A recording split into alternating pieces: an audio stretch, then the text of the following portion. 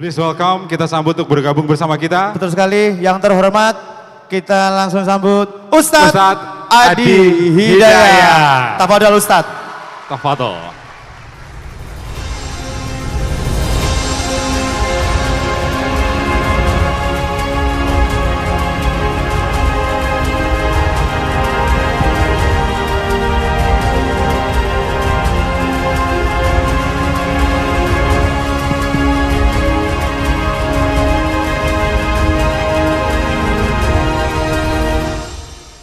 Bismillah. Assalamualaikum warahmatullahi wabarakatuh. Alhamdulillah wassalatu wassalamu ala rasulillah wa ba'du. Dari sekian sesi saya mengisi ceramah, tausiah, training, motivasi. Baru kali ini saya menjadi misteri. Ini pun saya baru tahu saat masuk ruangan ini. Ternyata saya menjadi mystery guest, gitu ya. For this session, appreciate it, thank you. Ya. Yang saya hormati, kita muliakan, kita banggakan, dan kita doakan. Mudah-mudahan beliau disehatkan, punya kemampuan yang selalu dijaga oleh Allah untuk membimbing, jadi coach terbaik untuk semua. Coach Ridwan, berikan aplaus, tepuk tangan untuk beliau. Semua yang hadir, Pak Presiden, alhamdulillah saya baru bertemu Presiden, tidak ada kontroversi dalam pengangkatan beliau. Semoga dijaga oleh Allah, semoga amanah, dan ingat Anda yang pertama kali dihisab. Terima kasih saya diberi kesempatan untuk berinteraksi, walaupun memang misteri tapi ya sekarang sudah terbuka. Baik teman-teman, izin hari ini waktunya begitu terbatas, tapi saya ingin efektifkan pada beberapa bagian yang sangat pokok. Jadi kita interaktif saja, ya. Jadi saya tidak akan monolog dari apa yang saya sampaikan, tapi kita interaktif dari 10 tahun perjalanan SBC sebetulnya, menggabungkan 3 kata sekaligus, bahasa Indonesia, bahasa Arab, bahasa Inggris. Ya, jadi S-nya kan sukses, B-nya berkah, berkah kan bahasa Arab, C-nya community, gitu kan. Jadi saya yakin di sini bisa bahasa Indonesia, bisa bahasa Arab, bisa bahasa Inggris. Baik ya. La ana aqsid yani law ana atahaddath ma'akum bil lugha arabiyyah insyaallah kulluha fahimun. Amin. Jadi no, I mean when I speak English, everybody knows it inshallah, so we can make interaction between all of us. Ya, bisa saya bilang kalau saya bahasa Inggris, bahasa Arab nyambung, bahasa Indonesia nyambung karena ini SBC. Baik, assalamualaikum. Oke, pertanyaan pertama saya, ini kan teman-teman himpunan pengusaha Muslim. Oke, kita ambil satu kata dulu. Saya ingin langsung angkat tangan karena kita interaksi. Apa yang membedakan Anda dengan pengusaha lain? Kita mulai dari situ dulu. Apa yang membedakan Anda dengan pengusaha lain? 10 tahun loh. Yuk, boleh angkat tangan? Ya, Ibu belakang. Dibantu mic-nya, teman-teman panitia, langsung siap aja. Assalamualaikum warahmatullahi wabarakatuh. Assalamualaikum warahmatullahi wabarakatuh. Nama saya Ida Jubaida Ustadz, saya Baik. dari Depok.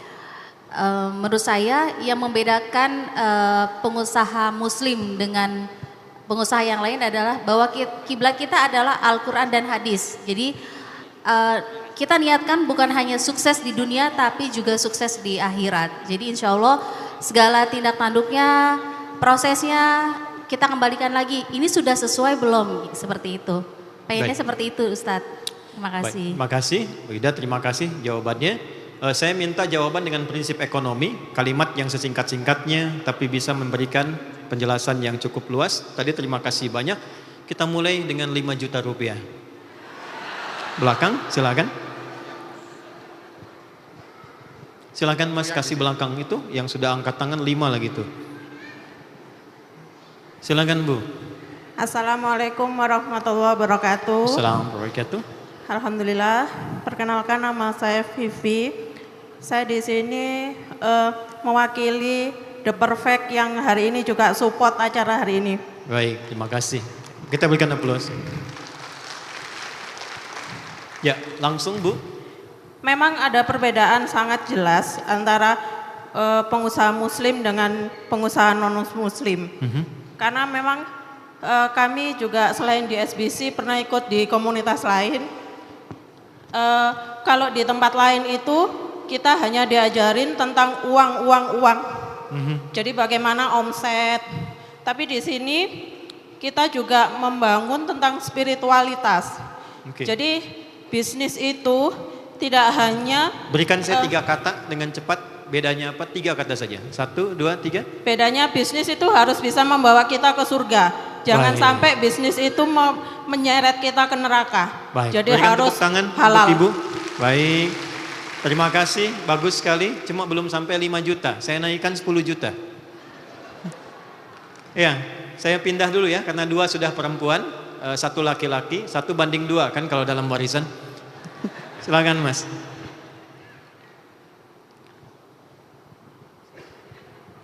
Wah, sudah pakai catatan tuh.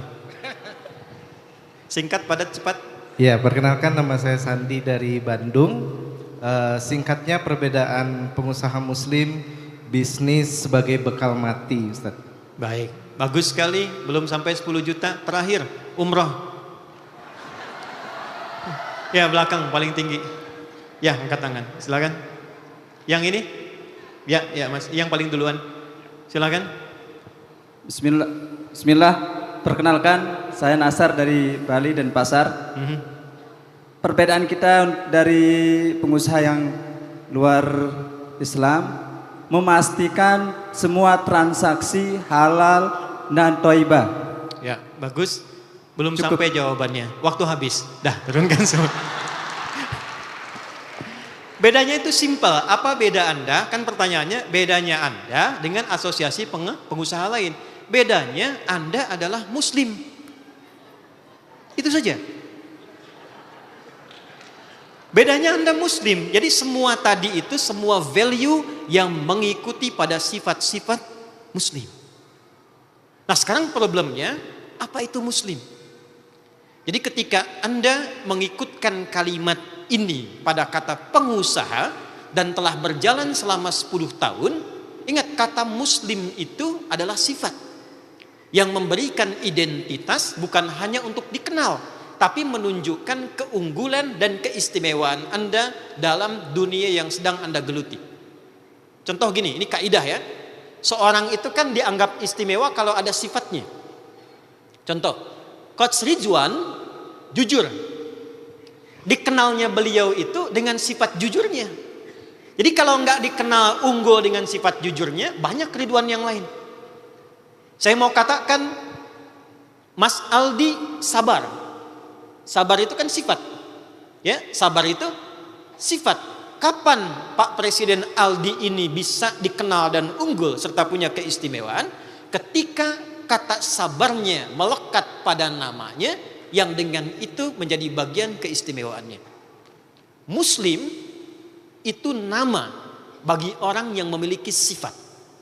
Dilekatkanlah sifat itu pada kata pengusaha. Ini yang membedakan pengusaha yang muslim dengan yang belum muslim. Pertanyaan saya, apa artinya muslim? Cepat. Selamat. Oke, 1. Berserah diri. Oke, muslim 1. Saya coba agak jauh kalau saya tuliskan. Saya dari sini saja. Muslim berakar dari akar kata Islam. Saya beri rumus cepat. Kalau ada depannya mu, ujungnya i, rumusnya MUI. Mu'i itu pasti orang.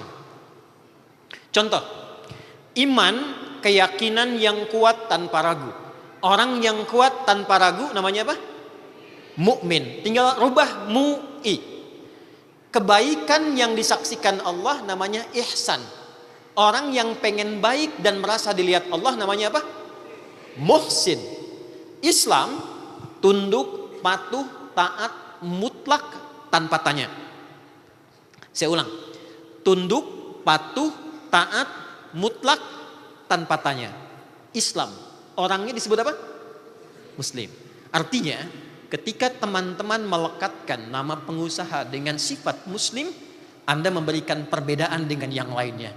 Saya masuk ke asosiasi ini dan melekatkan kata muslim di dalamnya, ingin memberikan kesan bahwa usaha saya didasarkan pada ketundukan, kepatuhan mutlak kepada semua pedoman dan tuntunan Allah Subhanahu wa taala. Dari sini dulu mulainya. Baru kita refleksikan. Dari sekian lama SBC didirikan selama 10 tahun, apakah semua pedoman yang sudah Allah turunkan dalam dunia usaha ini sudah teman-teman keluarkan jadi kurikulum yang dikerjakan dalam implementasi bisnis, atau baru sekedar nama yang dilekatkan kepada dunia usaha itu? Ini mukaddimahnya. Kita belum mulai ya. Kan saya misteri guys itu. Kita harus kasih standar misteri dulu ya. Ini dulu poinnya. Nah, saya ingin mulai dari pemantik dulu ya. Kenal Utsman bin Affan? Kenal di mana? Oke. Berarti pernah dengar ya? Tahu ya? Saya tanya kaya tidak? Oke, ternyata tidak kaya. Salah. Beliau itu tercatat dalam sejarah tidak pernah kaya.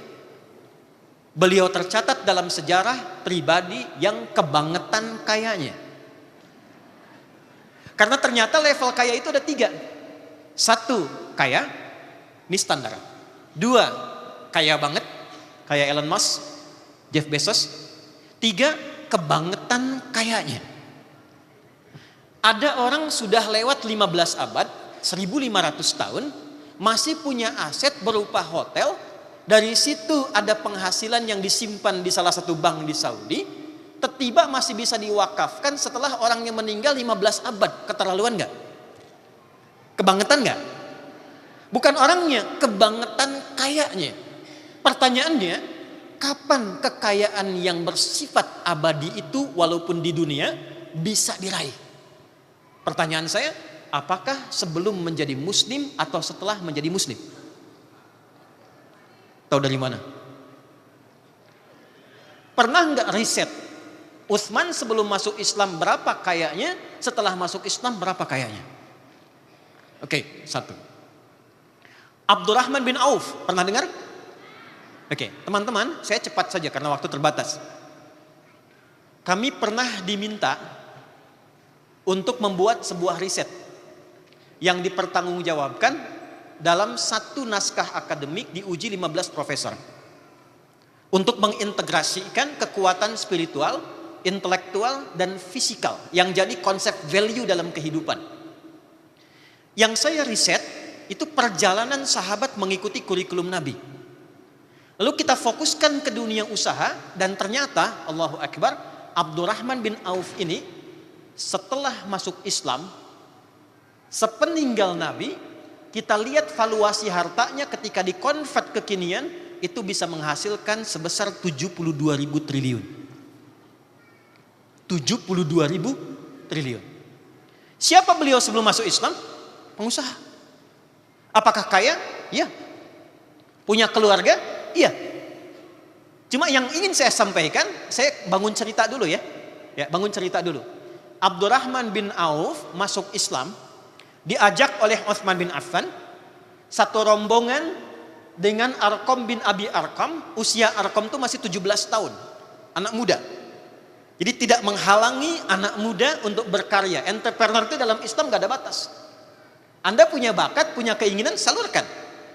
Di sini kemudian punya kurikulum dan pedomannya.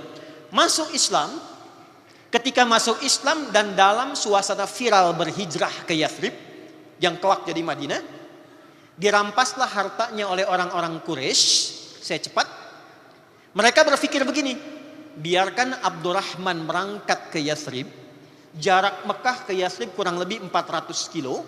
Tidak ada kendaraan seperti kekinian, dia harus jalan kaki. Medannya demikian sulit. Mereka menyimpulkan tidak usah diintimidasi. tidak usah dieksekusi, nanti mati sendiri di pertengahan jalan. Maka diambil hartanya, kata orang-orang itu, kamu pilih, kami kembalikan harta dan kami berikan tempat terhormat jadi salah seorang pemimpin di suku ini, atau Anda silahkan berangkat ke Madinah, ke Yathrib, tapi kami rampas hartanya, kami bawa, dan Anda boleh berangkat dengan pakaian yang melekat di badan saja. Oke, satu ya. Nanti Coach Ridwan, satu saat kalau ada waktu, kita bisa sama-sama misalnya umrah. Nanti saya tunjukkan di mana kejadiannya. Rumahnya di mana, napak tilasnya di mana, hasilnya di mana, seperti apa. Keunggulan di Islam tuh gini, konseptualnya ada dijamin oleh Quran ayat, penjelasannya di hadis, orangnya ada, bisa dilacak sejarah, tempatnya masih ada, napak tilasnya bisa diikuti. Itu keunggulannya. Apa yang terjadi? Saya tanya teman-teman yang laki-laki, kalau Anda ditawari, Anda tinggal di Jogja, diberikan kekuasaan, harta ditambah, atau Anda hijrah, maaf ya, misal ke Jember, silahkan jalan kaki, modal Anda semua diambil, silahkan usaha ke sana dengan baju yang melekat di badan saja. Saya tanya, Anda pilih tinggal di Jogja atau berangkat ke Jember? Jogja. Oke? Abdurrahman bin Auf, beliau memilih berangkat ke Yathrib. Nanti kita lihat rahasianya apa. Ya, saya tahan dulu. Ditanya balik ke istrinya, keluarganya. Dikatakan secara singkat, apakah Anda mau ikut suami berangkat dengan pakaian yang melekat saja? Ini kisah nyata. Atau tinggal di Mekah, kami berikan semua harta suami, kami persilahkan menikah dengan laki-laki tertampan pilih di Mekah ini, kami fasilitasi pernikahannya. Maaf ya. Kira-kira yang para akhwat perempuan, pilih mana kalau Anda dalam posisi istrinya Abdurrahman bin Auf, tinggal di Mekah atau berangkat ke Yathrib? Berangkat ke Yathrib. Saya rasa pengusaha nggak begitu hitungannya. Pertanyaan berikutnya saya tegaskan lagi. Anggap kalau ada suami ikut, anggap nggak ikut lah. Pertanyaan saya, tinggal di Mekah atau membersamai suami ke Yathrib? Oke, terima kasih. Ternyata istrinya Abdurrahman bin Auf pada masa itu memutuskan tinggal di Mekah. Sebentar, jangan terlalu dramatis dulu. Aduh. Poin saya bukan itu. Poin saya teman-teman, simpan dulu yang itu. Abdurrahman bin Auf berangkat kemudian ke Madinah. Belum ada Madinah nih. Nanti kita belajar teori bisnis di situ. Masih Yathrib. Ada yang tahu Yathrib itu apa? Bukan kota. Yathrib itu asalnya suasana daerah. Maaf. Ekonominya kacau karena dimonopoli oleh Yahudi. Pasarnya kacau, sampai ulama komentar begini, ahli sejarah. Kalau Anda pengen lihat pasar paling rusak di muka bumi setelah ada yang di Kufah di Irak, maka itulah Yathrib. Kriminalitasnya tinggi, pertikaian Aus dan Khazraj kurang lebih hampir mendekati 600 tahun, tidak pernah tuntas. Yang paling menarik, saya berhenti dari suasana itu, saya ingin gambarkan dulu kok bisa pindah Mekah ke suasana tempat begitu. Tapi ternyata didikan Nabi itu sampai duluan ke sebagian kaum di Yathrib, sehingga merubah mereka, Islam merubah mereka dari pribadi yang tadinya individual, yang senang berbisnis sendiri, tiba-tiba punya sifat menolong orang sesuai dengan kadar kebutuhannya. Contoh, Anda datang haus, itu diterima oleh orang yang bawa minuman. Anda datang lapar, disambut oleh orang yang bawa makanan. Jika ada orang menolong dengan sifat itu, maka orangnya disebut dengan Nasir. Siapa? Ada Pak Nasir di sini? Oke. Jamaknya, pluralnya itu disebut dengan Ansor namanya. Apa namanya? Kenapa disebut Ansor? Karena sifat pertamanya itu terdorong, termotivasi untuk membantu sesuai dengan kadar kebutuhannya. Dan dahsyatnya, Abdurrahman bin Auf ketika sampai di Ansor telah viral kisahnya sehingga dijemput oleh orang paling kaya di Ansor. Kesimpulannya sederhana. Ini ada orang pernah kaya, tiba-tiba jatuh fakir. Maka apa yang ada di benaknya? Perhatikan ya. Ini zaman jahiliyah sudah ada pemikiran begini. Beliau simpulkan orang kaya dengan standar kehidupan yang cukup tinggi, jatuh kemudian fakir, maka berlaku hukum fisika di dalamnya. Ingat bab gaya? F1 sama dengan F2. Gaya gerak sama dengan gaya dorong. Punya uang sedikit, keluar gayanya sedikit. Uang banyak, gayanya tinggi. Modal masih kecil, naik angkot, keluar masih tunduk tawadu, kemudian sodakoh. Setelah omset ratusan miliar, keluar mobil nggak bisa buka pintu. Kan? Maka muncul bagian kedua disebut dengan hukum Pascal. F gaya berbanding lurus dengan P Pascal tekanan. Semakin banyak gaya, semakin tertekan. Waktu omsetnya tinggi, gayanya banyak. Begitu turun, gaya tidak bisa turun. Ini problem. Maka orang ini belum tahu oleh siapa Abdurrahman bin Auf dididik. Taunya karena pernah kaya, otomatis ada tekanan hidup yang harus disesuaikan lagi. Maka kata orang ini, perhatikan kalimatnya. Au kama qala akhil karim sami'tu annaka kunta ghaniyan. Saudaraku yang baik, saya dengar Anda pernah kaya jatuh fakir. Kalau pengen kaya lagi, khudh nisfa mali, ambil setengah harta saya. Bayangkan, orang paling kaya di Madinah mengatakan ambil setengah harta saya. Saya dengar Anda ditinggalkan oleh istri dan keluarga.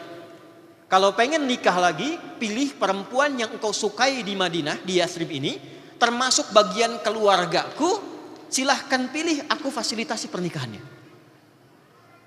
Gantian ya Bu, sebentar, gantian. Coach Ridwan lah. Sebentar. Kita uji nih kan? Iya. He can coach anybody, so we try. Ya. Kita coba nih kan, sudah coachin banyak orang. Kalau Coach Ridwan di situasi Abdurrahman bin Auf, Coach tinggal di Jogja, ambil setengah harta saya. Kata orang paling kaya di Jogja. Saya nggak bilang sultan, bahaya gitu. Kita doakan beliau sehat ya dan baik. Kalau Coach ingin nikah lagi, pilih perempuan paling cantik di Jogja ini, saya fasilitasi pernikahannya. Kira-kira tawaran itu ditolak atau diterima? Atau saya ganti? Kira-kira tawarannya diterima atau tidak ditolak sama sekali? Karena laki-laki itu apa yang diucapkan tidak mewakili perasaannya kadang-kadang. Oke. Ternyata yang paling menarik itu pertanyaan 2, jawaban 2. Ya, pertanyaan berapa? 2. Jawaban berapa? 2. Anda ingin kaya lagi, ambil setengah harta saya. Anda ditinggal keluarga, pilih yang terbaik di sini. Dijawab 2. Jazakallahu khairah. Karena ini kalimat jadi viral untuk memberikan satu ungkapan yang baik. Semoga Allah berikan pahala atas kebaikan Anda. 1, arini ainal aswaq. Cukup tunjukkan kepada saya di mana pusat bisnisnya. Ini poin saya. Cukup tunjukkan pada saya di mana pusat bisnisnya. Kalimat inilah yang kelak mengubah diri beliau. Dalam waktu setahun sudah bisa mengumpulkan modal. 2 tahun jadi orang paling kaya nomor 2 di Madinah di Yathrib. 3 tahun jadi orang paling kaya nomor 1 di Madinah. Saat Nabi wafat, semua valuasi hartanya kalau dihitung sekarang 72.000 triliun. Cuma dengan kalimat, tunjukkan pada saya di mana tempat bisnisnya. Kita mulai bahasan kita dari sini. Yang tadi mukaddimah. Kita masih ada waktu kan? Oke. Alhamdulillah. Sampai jam berapa kita? Oke. Siap. Anda silakan sampai jam 9, saya 4:30 pamit ya. Oke, yuk kita mulai. Mudah-mudahan terlihat. Saya cek dulu, maaf, belakang teman-teman ya akhwat, kelihatan? Maaf, kelihatan? Ya tidak kan, belum saya tulis. Kalau sudah kelihatan hebat berarti. Oke ya. Saya mau ambil satu case-nya dulu. Sebelah sana ya. Saya mau katakan ini Satu bagian terpenting yang ingin saya sampaikan, saking pentingnya ini habis tuh tintanya. Ya.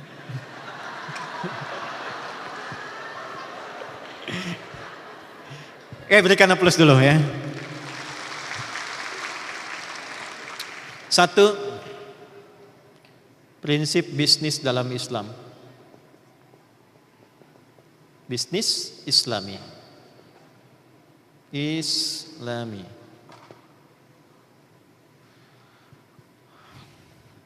Teman-teman, sebetulnya ini 64 SKS, jadi harus saya padatkan. Jadi mohon izin kalau saya agak sedikit lompat-lompat dulu ya. Oke. Apa sih yang menjadikan Abdurrahman bin Auf berani mengatakan tunjukkan di mana pusat bisnisnya? Oke. Saya langsung jawab cepat ya. Satu, iman. Apa namanya? Ya, jazakallah khair. Ya, terima kasih banyak. Itu berdoa, ya Allah mudah-mudahan gak panjang jalannya, panjang ternyata mendekat tuh ya. Itulah fungsinya kita berikhtiar dan disertai tawakal sehingga yang jauh terasa semakin dekat. Papan tulis. Satu, iman. Apa yang diimani? Satu, kalau teman-teman lihat iman itu pilarnya berapa? 6. Pilar itu rukun. Pilarnya berapa? 6. Iman pertama pada siapa? Allah. Bagaimana menjadikan kita bisa beriman pada Allah? Ini poin. Satu-satunya bab di dalam Al-Quran yang diperkenankan kita bertanya sampai meriset adalah hal terkait dengan iman kepada Allah. Yang paling menarik itu, kalau urusan sholat, Anda nggak diperkenankan bertanya. Kenapa subuh 2 rakaat? Itu kurang kerjaan. Pertanyaan kurang kerjaan. Kenapa maghrib 3 rakaat? Itu kurang kerjaan. Kenapa? Karena setelah Anda yakin iman pada yang memerintahkan, iman itu artinya yakin tanpa ragu. Kalau Anda tanya masih ragu. Untuk memasuki bab iman itu dibuka oleh Allah. Silahkan Anda banyak bertanya apapun sampai Anda yakin. Maka ditunjukkan kenapa Tuhannya mesti Allah. Dijelaskan sampai lafadznya, apa logikanya, apa perbedaan antara Tuhan yang sejati dengan yang dipertuhankan, kaidahnya apa, turun suratnya, turun bagiannya, sampai membuat kita yakin. Oke, satu itu dulu. Karena problem paling dasar bagi orang Islam sekarang, mau dia jadi pengusaha, namanya pengusaha muslim. Mau dia jadi intelektual, namanya intelektual muslim. Mau dia jadi pejabat, namanya pejabat muslim. Sekarang itu bukan kurang pintar, problemnya kurang iman. Sehingga dengan keyakinan yang tidak paripurna itu, akhirnya beberapa petunjuk yang Allah turunkan sesuai dengan kebutuhannya tidak dikerjakan secara optimal. Maka dasar yang pertama itu dipertanyakan dulu. Ketika Anda mengatakan saya pengusaha muslim, nih pilar yang pertama ini, asyhadu an la ilaha illallah wa asyhadu anna Muhammadar Rasulullah, sudah optimal belum? Oke, saya tanya. Yakin gak Allah itu Tuhan? Oke. Yakin gak apa yang semua Allah sampaikan itu mutlak kebenarannya? Yakin gak semua apa yang Allah sampaikan pada kita akan hadir manfaat sesuai dengan maslahat hidup kita? Yakinnya itu baru di lisan atau sampai ke hati? Wah, masa? Karena beda. Quran surah ke-49 ayat 14. Ya, Quran surah 49 ayat 14. Qalatil a'rabu amanna. Ada segelintir orang Arab Baduy di era Nabi datang ke Nabi mengkonfirmasi, kami sudah beriman. Oke? Maka jawaban turun langsung dari Allah. Kul, sampaikan Muhammad sallallahu alaihi wasallam. Perhatikan kalimatnya.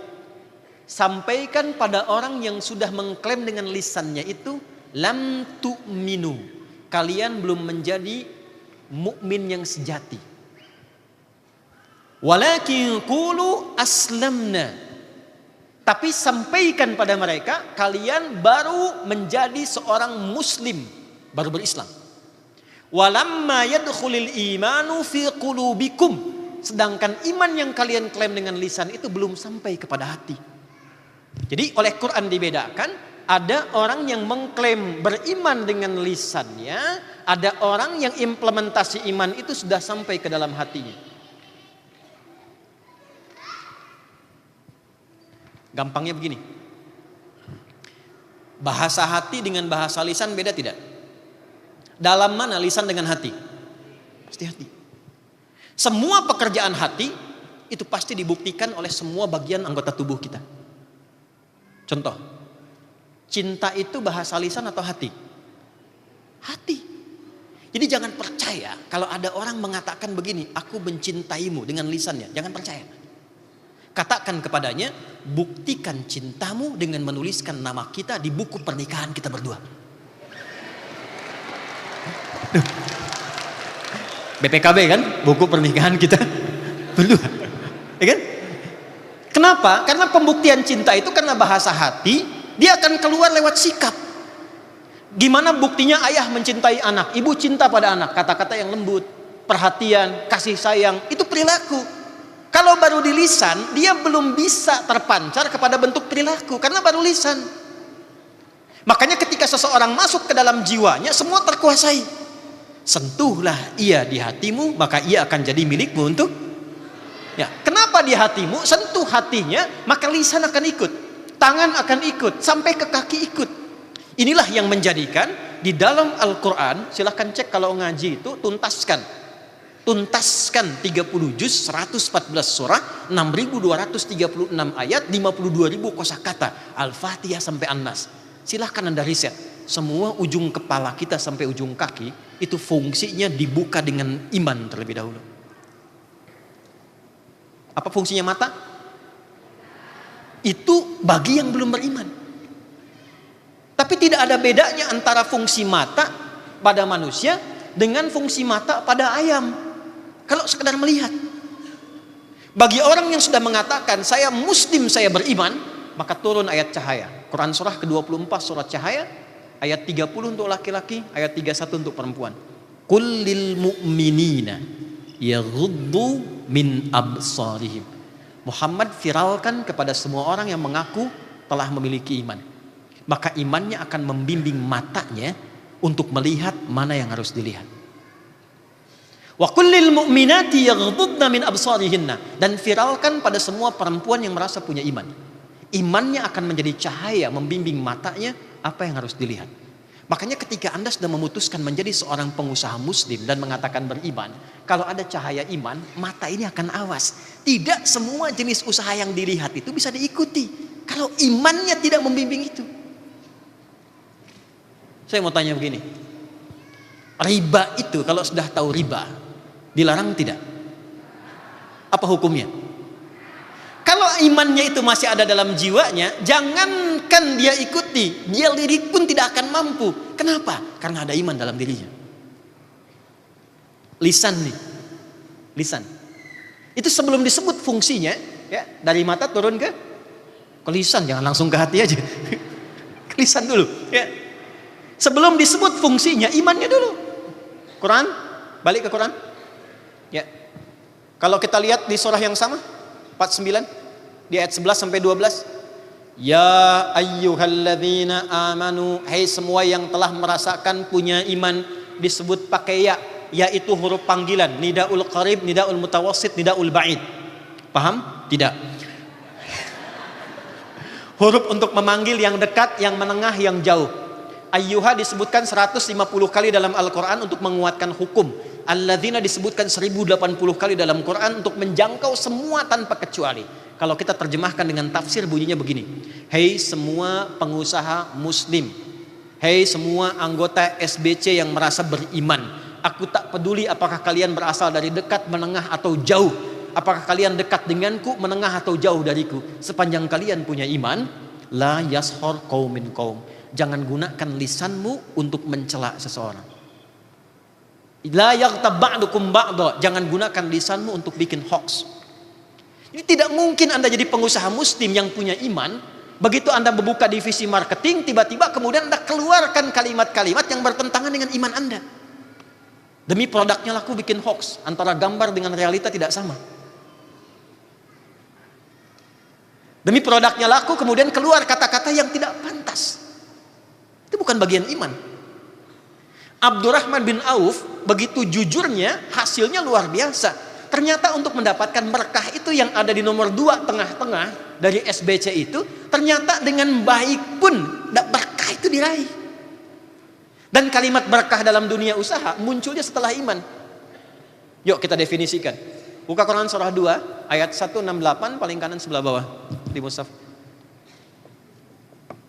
Kita belum mulai ya, kita baru mukadimah kedua ini. Kan kita belum masuk teori bisnis kan? Ya, materinya manajemen bisnis dalam Al-Quran. Ya coach ya. Quran surah 2. Yuk lihat situ. Ya ayyuhan nasu. Oke. Anda masih beruntung ikut SBC. Kalau Anda ikut kelas saya, belum hafal ayatnya, Anda tunggu di luar. Kita ada kelas yang ikut 12.000 orang. Bikin kurikulum. Ada ujiannya, mesti lulus 100%. Kalau belum 100%, boleh mengulang. Tidak ada yang di DO, cuma ngulang. Ya. Ya ayyuhan nasu, hai semua manusia. Kulu. Silahkan kerja. Jadi kalau ingin menghasilkan sesuatu, kata Al-Quran sederhana. Effortnya mesti keluar dulu. Yuk tarik ayatnya ke sini. Hei para pengusaha di SBC.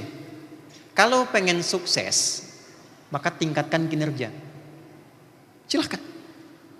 Jadi pertama, Allah memberikan gambaran teori tentang rezeki. Kita langsung masuk saja karena saya tinggal 9 menit tadi. Saya sebenarnya pengen sampai jam 9, cuman yang pengatur acara cuma menyusun saya sampai 9 menit lagi. Yuk lihat sini. Yuk kita mulai ya. Dalam dunia usaha, manajemen bisnis dalam Al-Quran, pertama dibuka dengan teori rezeki dulu. Supaya kenal dulu. Oke, Anda usaha sampai ikut SBC untuk mencari apa? Saya ulang, untuk mencari apa? Hei, 10 tahun belum jelas nih, mau cari apa? Cari apa? Rizki kan? Harta itu bagian dari rizki. Rizki itu bisa harta, bisa keturunan, bisa ketenangan. Yang paling mahal itu ketenangan. Karena itu ketika dibawa ke rumah, itu sakinah mendahului mawaddah. Itu rumusnya, sakinah, mawaddah, dan rahmah. Quran surah 30 ayat 21. Mawaddah itu kumpulan harta yang membangun harmoni dalam keluarga. Biasanya kalau semakin meningkat, semakin tenang kan? Ya. Tapi kenapa didahului sakinah? Karena ternyata kekayaan melimpah pun kalau tidak diikuti dengan ketenangan, hampa kehidupan berkeluarganya. Biasanya perempuan paling pandai nih, saya tanya ya, pilih mana? Kaya tapi gelisah atau miskin tapi tenang? Nggak ada pilihan ketiga. Saya tahu itu. Kaya tapi gelisah atau miskin tapi tenang? Oke, siap. Kalau terjebak di antara dua dilema di antara dua cinta, pilih yang ketiga, ya. Kaya dan tenang. Artinya tenang itu rizki. Nah, untuk mendapatkan rizki, teori pertamanya lihat baik-baik. Perhatikan baik-baik. Saya langsung masuk ke intinya. Saya cuma punya 8 menit lagi. Teman-teman, buka Quran surah ke-51 ayat 22. Dengan posisi yang sama, kanan agak ke bawah. Az-Zariyat ayat 22. Wa fis samai rizqukum wa ma tu'adun. Dan di langit sebelum kalian tercipta, aku telah tetapkan rizki yang sesuai dengan maslahat kebutuhan hidupmu. Dan dijanjikan akan diberikan. Declare pertama Allah tentang rizki adalah tidak ada satupun hamba yang hidup yang tidak mendapatkan rizki. Ternyata hidup itu berbanding lurus dengan rizki. Sebelum seseorang itu diberikan nafas kehidupan, Allah telah tetapkan rizkinya sekian yang akan ia gunakan selama hidupnya. Wa ma tu'adun, dan dijanjikan pasti akan diberikan kepadanya selama hidupnya. Oke?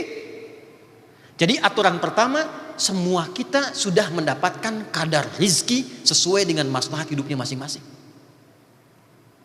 Jelas? Baik ya? Cuma oleh Allah dirahasiakan. Sebab kalau ditampakkan, Anda nggak akan semangat menjalani kehidupan dunia. Ada film di Hollywood itu yang menampakkan jatah waktu hidupnya tuh. Ya, lihat jamnya tinggal sekian. Kan rizki berbanding lurus dengan kehidupan. Kalau rizkinya selesai, hidupnya selesai. Ya, Presiden Aldi misalnya rizkinya 1 triliun. Sampai hari ini sudah dikonsumsi 999 miliar, 999 juta, 999 ribu rupiah. Tinggal 1000 kan? Pertanyaan saya, masih mau ikut seminar ini enggak? Enggak, itikaf aja di masjid. Astagfirullah, astagfirullah. Nunggu 1000. Begitu capek, pingsan, bangun dikasih minuman, sesedot, cek 1000 meninggal. Nah, dibuat gaib itu hadis, ambilnya 42 hadis Al-Arba'in, nomor hadis yang keempat dari Abdurrahman bin Auf. Dibuat misteri, jadi bukan guess saja yang misteri. Rizki dibikin misteri oleh Allah itu supaya kita semangat. Terus kumpulkan, dalam rangka apa? Mensyukuri dan menaati perintah Allah. Tapi satu aturan pertama, rizki Anda sudah disiapkan qaddara fahada, takarannya sudah diatur, presisinya tinggi dan tidak perlu Anda mencampuri rizki orang lain. Satu kaidah pertama, rizki sudah teratur. Sikap moralnya apa? Sikap moralnya, kalau sudah tahu rizkinya teratur, tidak perlu ngambil punya orang. Pengusaha muslim itu nggak perlu korupsi, nggak perlu nyogok. Masa hanya untuk buka akses harus nyogok? Bukan muslim namanya. Ini sikap moralnya. Dan tidak perlu merasa kita, ya maaf, iri hati dengki dengan usaha orang. Anda buka toko, Anda buka restoran, sampingnya ada restoran lain. Kalau Anda paham dengan konsep yang pertama ini, ya, wa fis sama'i rizqukum wa ma tu'adun. Rizki Anda sudah Anda tetapkan. Walaupun toko sebelah rame, jangan sampai muncul tindakan diiringi sifat iri hati karena orang banyak rame di sana. Karena kuota rizki dia sudah Allah atur, yang Anda sudah diatur. Jelas gak? Jadi kalau teman-teman baru mulai dari 5 level pertama, ya jangan sampai Anda merasa iri hati dengan level rizki di orang kelima. Jelas? Kenapa? Karena bagian kita sudah teratur. Itu sikap moral pertama yang harus dilakukan. Jadi jangan Anda katakan saya gabung SBC mencari berkah, tapi dilakukan dengan cara yang tidak berkah. 2. Kalaupun sudah diatur, yang belum diatur itu ikhtiar Anda untuk menjemputnya. Karena itulah kemudian kalimatnya, ya ayyuhan nasu kulu, ikhtiar. Kerja, kreatif, inovatif. Nanti kalau waktunya masih lama sih kita bisa jabarkan di Ali Imran ayat 142. Ada 3 konsepnya. Kreativitas ide disebut ijtihad. Eksekusi yang optimal ya disebut dengan jihad. Kemudian perjuangan untuk menstabilkan emosi. Kalau turun bagaimana menyikapi, kalau orang mencerca bagaimana, kalau orang tidak suka dengan produk bagaimana, itu disebut dengan mujahadah. Ya. Maka di situ ada ijtihad, ada jihad, ada mujahadah, baru disajikan dengan sabar. Itu konsepnya ada, tantangannya ada, solusinya ada. Cepat. Jadi walaupun sudah teratur, bukan berarti Anda diam. Restoran saya sepi, restoran dia rame, rezeki sudah diatur. Lalu Anda bikin pelang di depannya, rezeki memang sudah diatur, nggak apa-apa nggak rame juga, nggak begitu. Yang ditanya oleh Quran itu, restoran dia rame, yang Anda tidak rame, kreativitas Anda kemana? Ide Anda apa? Apa yang membuat restoran Anda beda dengan restoran punya orang? Apa yang bisa membuat restoran tempat Anda bisa eye catching ketika dilihat orang? Itu yang disebut oleh Quran. Am hasibtum an tadkhulul jannata, apa Anda bisa meraih kesuksesan dengan membalikan telapak tangan? Walamma, perhatikan, ya'lamillahu alladhina jahadu minkum wa ya'lamas sabirin. Sedangkan Allah tuh belum lihat mana kreativitas Anda, kesungguhan dalam merancang ide. Mitigasinya mana? Kenapa dia rame? Ini mitigasi masyarakatnya apa? Kesenangannya apa? Ya, favoritnya apa? Tipikal masyarakatnya bagaimana? Berapa akses yang bisa ditempuh? Senangnya ada fasilitas apa? Mana ide kreatifnya kata Quran tuh? Jadi rizki walaupun sudah diatur, nggak bisa dengan ditunggu. Saya punya kawan di Mesir, 2 orang, dua-duanya ahli Quran, cuman beda mazhab. Yang satu itu apa yang dibacakan itu yang dia praktekkan. Kata yang satu, hei kawan, rizki itu sudah diatur, nggak usah capek-capek ikhtiar, datang sendiri. Yang satu bilang, walaupun diatur tetap kita ikhtiar maksimal sehingga kita bisa menjemputnya. Mari kita buktikan. Jadi yang pertama tadi dia memilih untuk i'tikaf sembunyi di belakang mihrab masjid.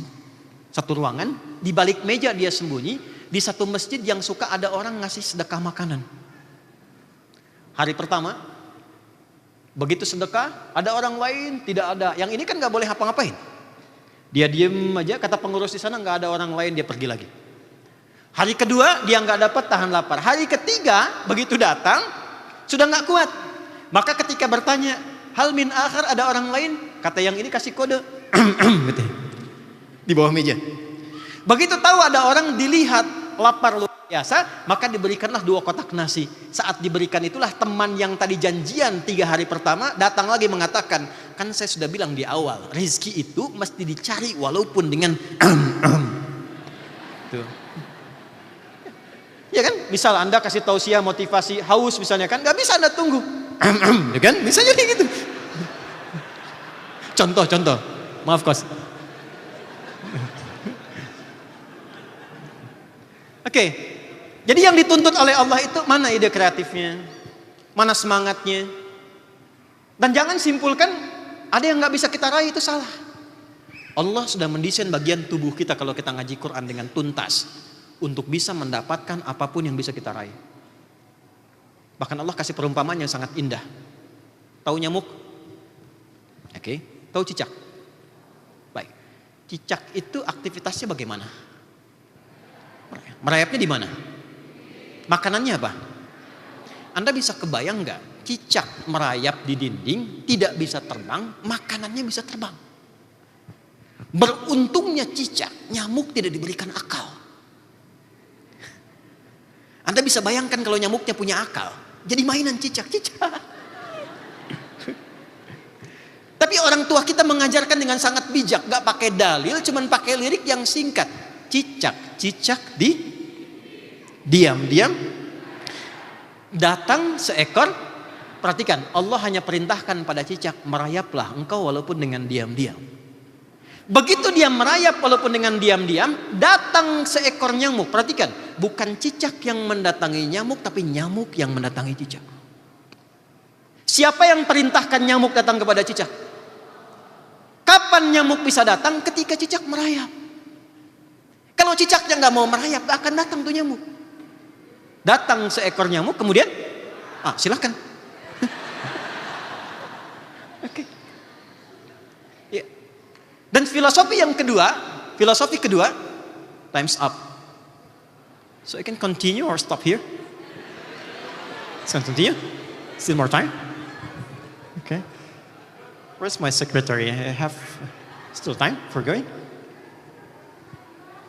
Okay, we take 10 minutes, alright? Okay. Alright. Sampai di mana tadi? Filosofi kedua. Natap saya jangan sebegitu banget cicak gitu. Cicak, saya tanya, kalau cicak itu dimasukkan ke dalam wajan, oke? Yang kemudian wajan itu saya panaskan, apa reaksi cicak? Loncat, kebasin ekor, apalagi? Semakin panas, semakin apa? Oke, pertanyaan saya, kenapa cicak bergerak-gerak? Bukan panas.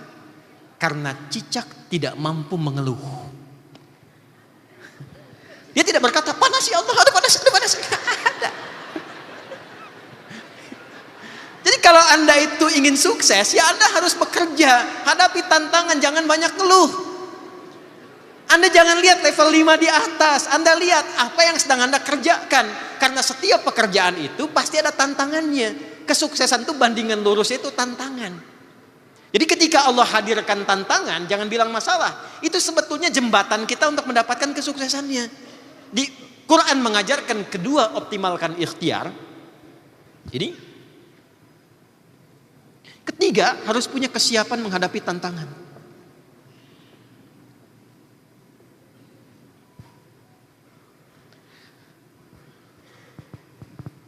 Nah, bagi orang beriman itu selesai. Jadi sebetulnya orang beriman itu nggak usah ngaji ini lagi. Cuman mungkin karena imannya belum sampai ke situ, terpaksa kita bahas dulu tadi. dibukanya dengan ya ayyuhan nasu kulu mimma fil ardi halalan thayyiban. Perhatikan, tadi di Quran surah 51 ayat 22, wa fis samai rizqukum, di langit rizkimu telah disiapkan. Sedangkan kita hidupnya di mana? Sekarang kita di mana? Di Sleman. Bumi kan luas.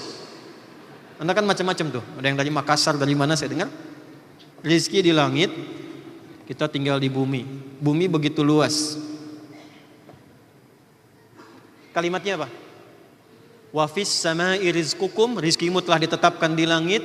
Ya ayyuhan nasu kulu mimma fil ardi min yataba'id, maknya menunjuk pada semua segala. Jadi maksudnya jangkau setiap tempat yang engkau bisa pijak di bumi. Anda nggak dapat di Sleman, pindah ke Bantul. Nggak ada di Bantul, nyebrang dikit, pindah ke Solo. Nggak ada di Solo, pindah terus sampai ke Jatim. Nggak ada di Jatim terus, Jawa nggak ada ke Sumatera. Sumatera nggak ada Kalimantan. Di Kalimantan nggak ada ke Papua. Papua nggak ada se-Indonesia. Apa dunia cuma Indonesia saja? Coba lihat peluang di Malaysia. Lihat peluang di Eropa. Tidak mungkin ada satu bagian tapak di bumi yang tidak disiapkan untuk rezeki kita. Pengusaha muslim yang hebat yang punya iman, dia melihat lapangan usahanya begitu luas untuk dipijak. Tapi yang dia cari, ini poinnya. Dan saya senang dengan nama ini. Untuk kita yang sudah beriman, yang tadi itu standar bagi setiap manusia. Artinya tidak menjadi muslim pun kalau digunakan teori ini sukses. Kan? Coba lihat misalnya saudara-saudari kita di Cina, di Amerika. Berapa riset yang mereka siapkan. I was in America 2 years ago. And I went to DC, Washington DC. And I saw the prototype of the people there. I like the system and ecosystem. For being the government, for being the social ecosystem. Jadi saya lihat di Amerika itu ketika ke sana, ekosistemnya sudah jadi. Dan dibuat itu by system, tapi tidak dipersonifikasi. Maaf ya teman-teman, riset yang dihasilkan di sana, coba bandingkan dengan China, bandingkan dengan Rusia, bandingkan dengan kita, bandingkan dengan Jepang. Saya ke Jepang setahun sekali, bikin sekolah, riset, diskusi dengan dubes, peluang apa yang bisa didapatkan oleh orang Indonesia. Di Jepang, untuk mendapatkan satu peluang usaha, risetnya begitu dalam. Teman-teman ketika akan memulai, berapa banyak riset yang dilakukan? Itu baru standar. Jadi kalau Anda baru membuka dengan riset, membuka dengan capaian, itu standar. Yang jangankan orang Islam beriman, yang belum beriman pun melakukan itu. Orang beriman, levelnya naik dikit. Dari 168 ke 172. Quran surah 2 ayat yang sama, surah yang sama di ayat 172. Ini dari bawah pindah ke atas. Ya ayyuhalladzina amanu. Yang ini ya ayyuhan nas, yang ini ya ayyuhalladzina amanu. Yang ini kulu mimma fil ardi, yang ini kulu min thayyibat. SBC. Perhatikan, bagi orang beriman Allah hapuskan kalimat ardunnya. Kulu min tayyibati. Kata ardunnya kulu mimma fil ardi, gini, dihapuskan, diganti menjadi kulu min tayyibat. Dijamakkan kata tayyibnya jadi tayyibat. Ma razaqnakum. Halalnya dibuang. Lihat. Ya ayyuhan nasu 168 kulu mimma fil ardi halalan tayyibat. Begitu bicara pada pengusaha beriman, pengusaha muslim beriman, kalimat halalnya dibuang, kalimat ardunnya dibuang. Ya ayyuhalladzina amanu, ya ayyuhalladzina amanu, kulu min tayyibati, ardunnya dibuang, halalnya dibuang. Pertanyaan saya, kenapa halalnya dibuang untuk orang beriman? Karena orang beriman, pengusaha beriman, imannya akan otomatis membimbing ia untuk mengarahkan pada usaha halal. Tak perlu diingatkan lagi. Ya, ketika itu sudah terjadi pada diri orang beriman, maka berkahnya Allah kumpulkan. Itulah SBC. Berkahnya. Apa itu berkah? Ya, bertambah dan konsistennya nilai kebaikan. Yang baik apanya? Ini kaidah penting sekali. Ketika seorang pengusaha muslim dengan imannya memulai usahanya, maka yang pertama di benaknya harus dimunculkan kata Allah, jangan pernah memikirkan yang haram. Karena otomatis mencari yang halal. Jadi kalau Anda masih berdiskusi tentang yang haram, maaf ya, itu sudah menurunkan standar. Ya, jadi orang beriman itu sudah nggak berpikir tentang riba, sudah nggak berpikir tentang korupsi, tipu menipu dengan berbagai intriknya, sudah selesai. Karena yang difikirkan oleh imannya yang halal saja, yang tidak ada masalah dalam petunjuk yang Allah berikan. Apa tuh poinnya? Kurikulumnya turunkan, ayatnya jelas kok. 1, 2, 3, 4 sampai selesai. Itu poin pertama. Ya. Setelah itu apa yang dilakukan? Perhatikan kalimatnya. Kalau yang pertama ini sudah muncul dalam benak kita, orientasi bisnisnya satu, untuk mencari, lihat poinnya, ridha Allah. Ridha Allah.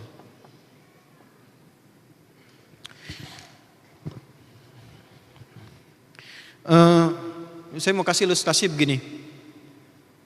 Di sini kan yang paling punya banyak akses kalau nggak presiden, Coach Ridwan kan? Saya mau tanya gini, kalau saya dekat dengan Coach Ridwan, kira-kira akses saya mudah nggak? Mudah kan? Ya. Kalau beliau nyaman dengan saya, senang dengan saya, aktivitasnya rasa mudah atau susah? Aksesnya lebih gampang atau sulit? Lebih gampang kan? Nah, senang, puas, nyaman, tentram, itu bahasa Arabnya ridho namanya. Ya, bentuk superlatifnya ridwan. Nah, ini. Waridwanu minallahi akbar. Ridhonya Allah itu lebih dari segalanya, bahkan melebihi surga. Ada orientasi pengusaha yang pengen mendapatkan kemapanan hidup. Ya, yang pengen mendapatkan kemapanan hidup. Sekarang tampan gak laku, yang laku mapan. Ya, seperti handsome tidak laku, yang laku handphone. Jadi di Quran surah 3 ayat 14 itu keinginannya sederhana. Zuyyina linnasi hubbus syahawat minan nisa. Dapat pasangan yang elok. Ya, cantik kata orang kan relatif, jelek mutlak gitu kan. Tapi kan ukurannya bisa relatif lagi. Untuk apa?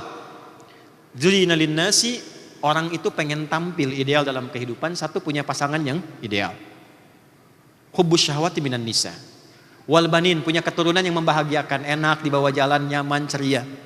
Perhatikan, wal qanatiril muqantarah, harta melimpah. Anda kan yang dibicarakan di sini sudah naik level berapa, capaiannya berapa, dari sekian sampai berapa ratus miliar, gitu kan? Itu biasa fitrah itu, qanatiril muqantarah. Minadz zahab, emasnya sekarang berubah jadi dolar. Rupiahnya berapa, tabungannya berapa. Wal fiddah, cadangannya berapa, aktifannya berapa. Wal khailil musawwamah, tunggangannya apa? Ngobrol-ngobrol mungkin kamu sudah punya apa? Oh, saya baru kendaraan, saya nggak sebut ya, takutnya endorse atau menurunkan standar kendaraan. Saya kendaraannya ini, oh yang saya sudah kecepatannya sudah 300 km per jam. Wah, kira-kira ya, kalau untuk husnul khotimah lebih cepat lah gitu. Bisa, kan? Wal khailil musawwamati wal an'am. Oh, saya punya peternakan sekarang. Hewannya sudah sekian ribu, sudah puluhan. Ya. Wal an'ami wal har. Oh, saya punya kebun. Kebunnya sekian hektar dan sebagainya. Tapi ujung ayatnya, perhatikan. Ternyata kul hal unabbiukum bi khairin min dzalikum. Tahukah Anda, kata Allah, saya tawarkan yang lebih dari itu. Jadi kalau di SBC ini, mohon maaf, saya sengaja ke depan supaya saya nggak lihat waktu. Berikan aplaus untuk kita semua.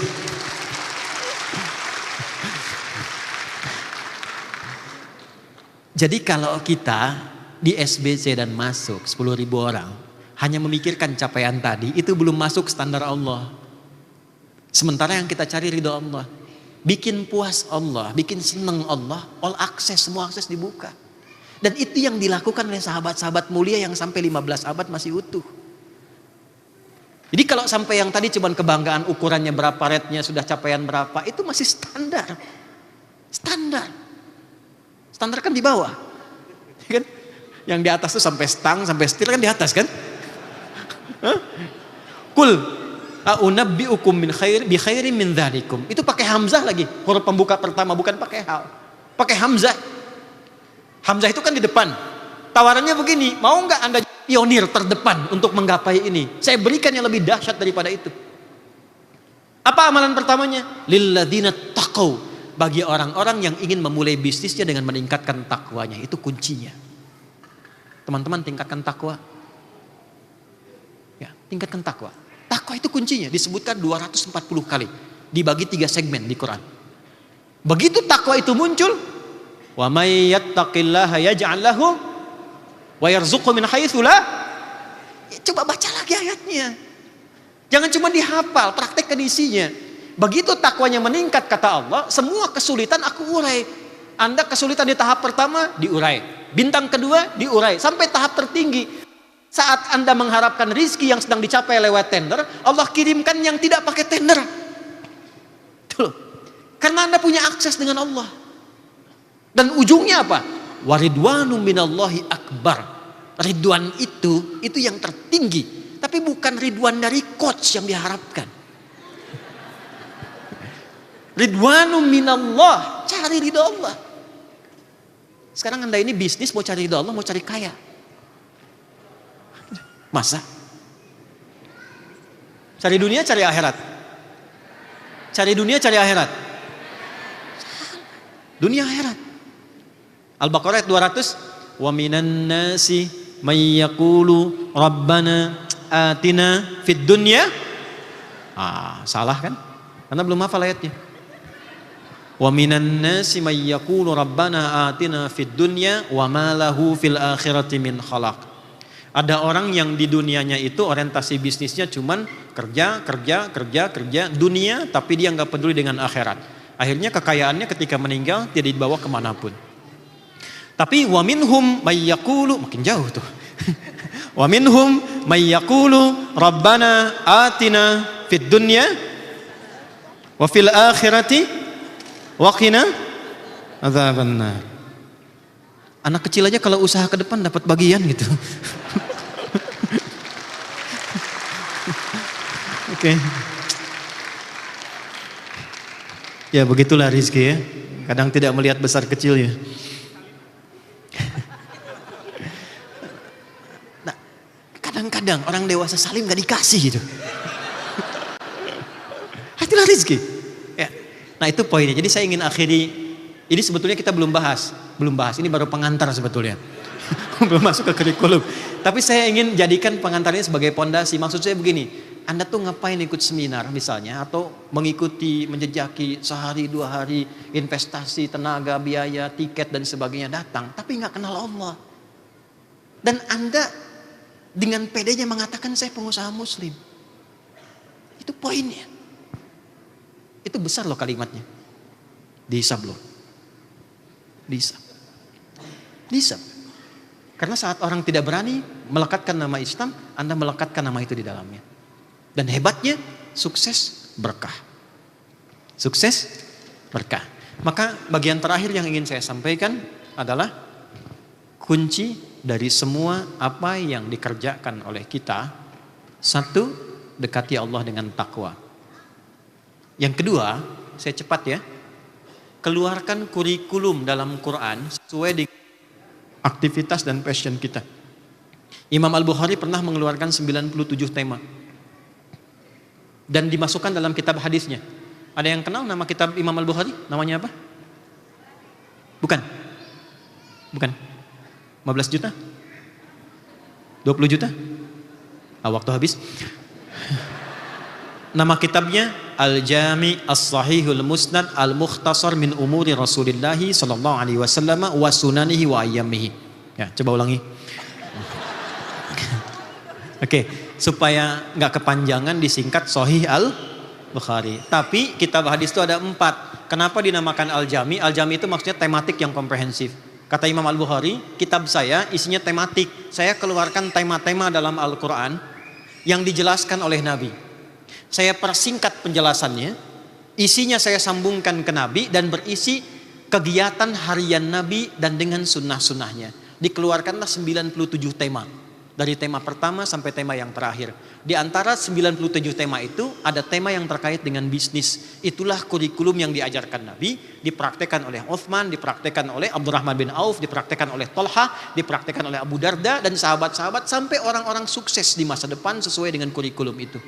Tugas Anda adalah keluarkanlah kurikulum itu yang diberi judul dengan Kitabul Buyu', tema tentang bisnis. Ya, jadi silahkan cari ustadz lain. Anda belajar, kumpulkan kurikulumnya, siapkan langkahnya. Yang taktis, saya sekarang secara spiritual saya ajarkan doanya. Jadi mohon kepada Allah dengan doa ini, supaya bisa menguatkan tekad kita untuk melangkah dengan baik. Ya, saya ajarkan dan saya jarang ajarkan ini.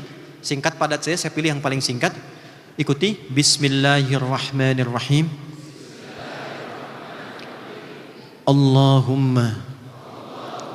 Allahumma paksain.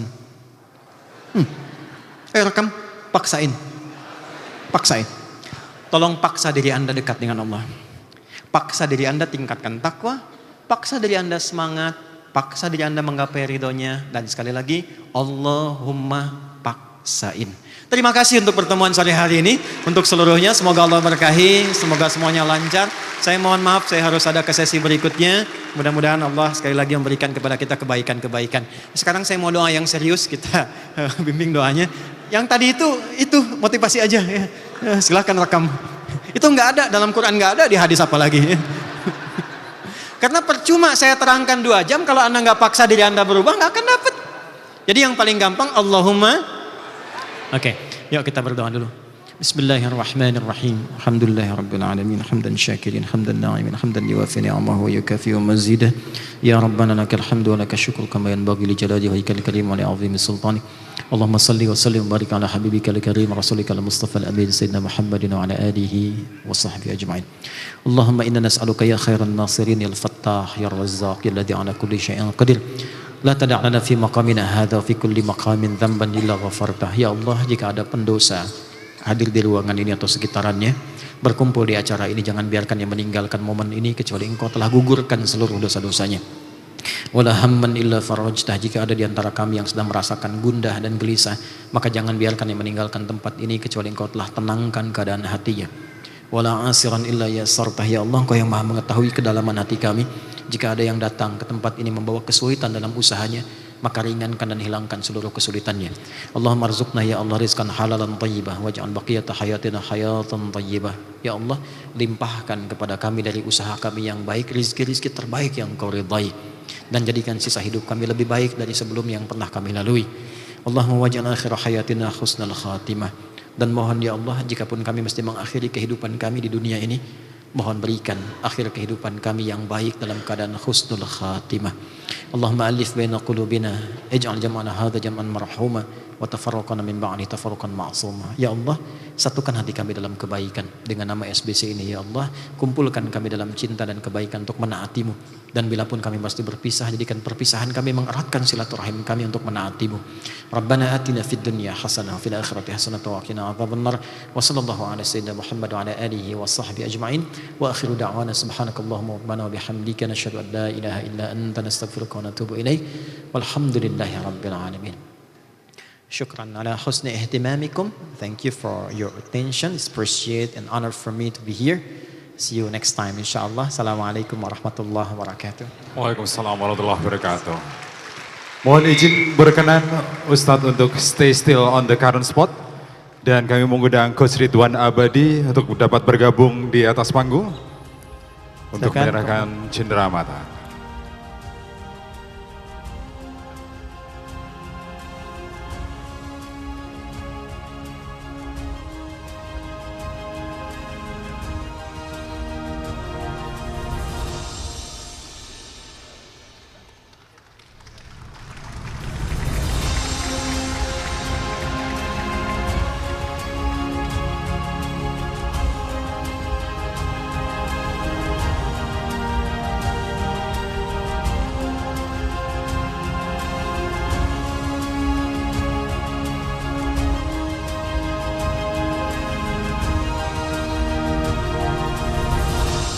Silakan.